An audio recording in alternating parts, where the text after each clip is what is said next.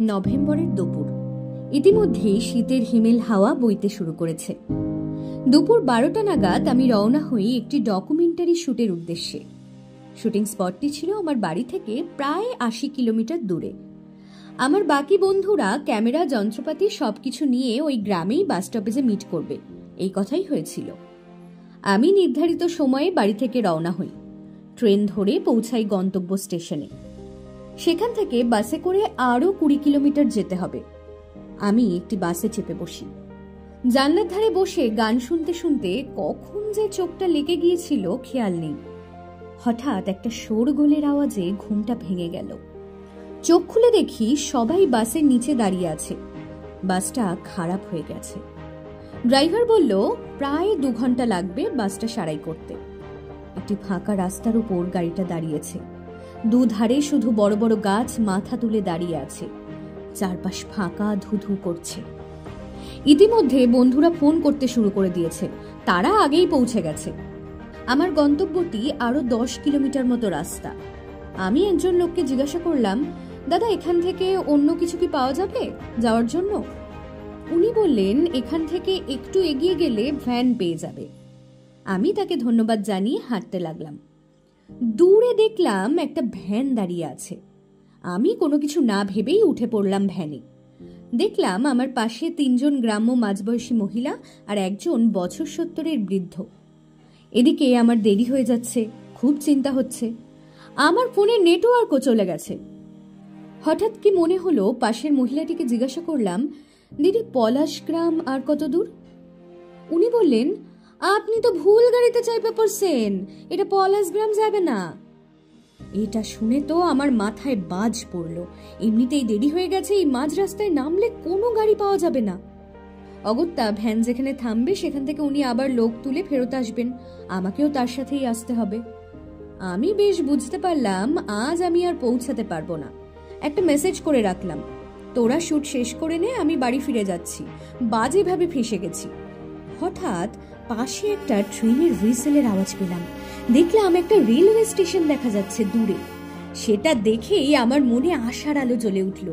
আমি ভ্যানওয়ালাকে 50 টাকা দিয়ে ছুটলাম সেই স্টেশনের উদ্দেশ্যে। স্টেশনটি খুব অদ্ভুত। চারপাশে দেওয়াল দিয়ে ঘেরা, দেখে মনে হচ্ছে ব্রিটিশ আমলে তৈরি। রাস্তার দিকে একটা জায়গায় ফাটল রয়েছে, যেখান দিয়ে একটা মানুষ অনায়াসে গলতে পারবে, এবং সেখান দিয়ে রেল লাইনের কিছু অংশ দেখা যাচ্ছে। আমার তখন মাথা কাজ করা প্রায় বন্ধ করে দিয়েছে। আমি ভাবলাম এখান দিয়ে লাইন পার হয়ে ট্রেনটা ধরতেই হবে। আমি দিক বিদিক জ্ঞান শূন্য হয়ে ছুটলাম। ট্রেনের হুইসেলের আওয়াজ ক্রমাগত এগিয়ে আসছে। পাঁচিলের ওই ফাঁকটা দিয়ে গলতে গিয়ে আমার চশমাটা ছিটকে পড়ে গেল। আমি চশমাটা মাটি থেকে তুলে রেল লাইনটা পার হলাম দৌড়ে। দেখলাম ট্রেনের থেকে আমার ব্যবধান মাত্র 20 সেন্টিমিটার মতো।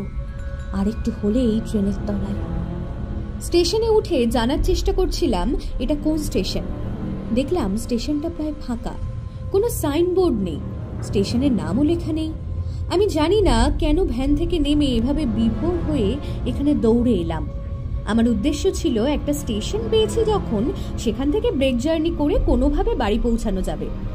কিন্তু এতক্ষণ এটা মাথায় আসেনি যে সব স্টেশন তো কানেক্টেড থাকে না মেন লাইনের সাথে। এতক্ষণ যেন আমি কোনো ঘোরের মধ্যে ছিলাম। কেউ যেন আমাকে টেনে এনেছে এই স্টেশনে।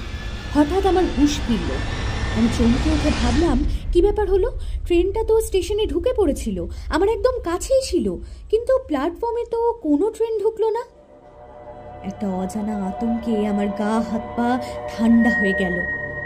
আমি একটু সামনের দিকে এগিয়ে গেলাম দেখার জন্য যে ব্যাপারটা কি হলো, এবং সেখানে গিয়ে যা দেখলাম তাতে আমার গায়ের রক্ত হিম হয়ে গেল। আমি দেখলাম ট্রেনটা ভয়াবহ অ্যাক্সিডেন্টে দুমড়ে মুচড়ে গেছে। তারপর হঠাৎ চোখের সামনে ভেসে উঠলো কতগুলো পচা গলা মৃতদেহ ধ্বংসস্তূপের উপর পড়ে রয়েছে। মাছি ভন ভন করছে। ট্রেনের বগিগুলোতে শ্যাওলা ধরেছে, জং পড়ে গেছে। পেছনে তাকিয়ে দেখলাম স্টেশনের অর্ধেক অংশ প্রায় ভগ্নপ্রায়। আমি তখন দিক বিদিক জ্ঞান শূন্য হয়ে ঠাকুরের নাম নিয়ে রেল লাইনটা দিয়ে দৌড়ে পার হতে গেলাম সেই বড় রাস্তায় ওঠার জন্য। কোথা থেকে একটা ট্রেন আমার একদম কাছে চলে এলো। আমার পা দুটো যেন কেউ রেল লাইনে আষ্টে পৃষ্ঠে বেঁধে দিয়েছে।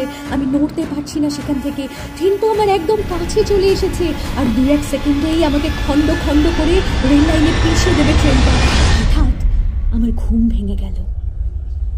আমি দরদর করে ঘামছি। তখন বুঝলাম এতক্ষণ একটা ভয়ঙ্কর স্বপ্ন দেখছিলাম। সেদিন রাতে আমার ধুম জ্বর এলো। এখনো চোখ বন্ধ করলে ঘটনাটার কথা মনে পড়ে। প্রতিটা দৃশ্য চোখের সামনে ভেসে ওঠে। মনে হয় এই ঘটনাটা সত্যিই কখনো আমার সাথে হয়তো ঘটেছে, বা কোনোদিন ঘটবে।